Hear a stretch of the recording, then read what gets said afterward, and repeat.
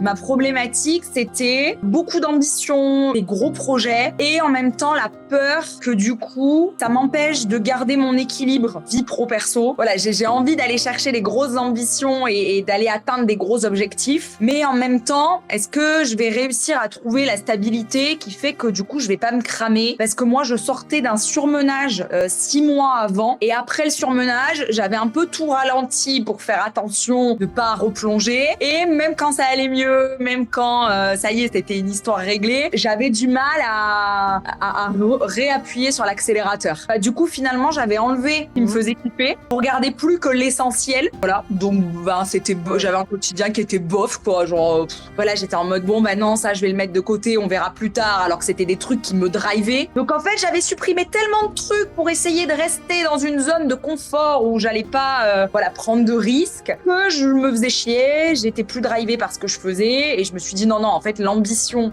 c'est vraiment ce qui me drive. Il faut juste que j'arrive à débloquer la peur pour, du coup, pouvoir continuer à être ambitieuse sans que ce soit un sujet, quoi. Je dirais que oui, mon objectif a été atteint. Et je le sais parce que j'ai actionné des trucs que j'avais mis de côté, parce que j'ai fait mon meilleur mois depuis que j'entreprends à l'issue du coaching, et parce que j'ai plus peur, enfin tu vois, je panique plus. Maintenant, je fais comme je faisais avant, voilà, sans me torturer le cerveau de si je finis à 19 au lieu de 18, oh my god, je vais faire un surmenage. Tu vois, le fait de plus avoir la peur et du coup de me sentir sereine, ça m'a permis d'embaucher alors que j'avais peur de le faire, d'acheter des bureaux alors que j'avais peur de le faire. Ça m'a permis de plus avoir la flip des objectifs, des grosses ambitions. Et que ça voulait pas dire, si tu prends les bonnes décisions et si tu mets en place les bonnes actions, ça veut pas dire que tu vas te cramer pour aller les chercher, tu vois.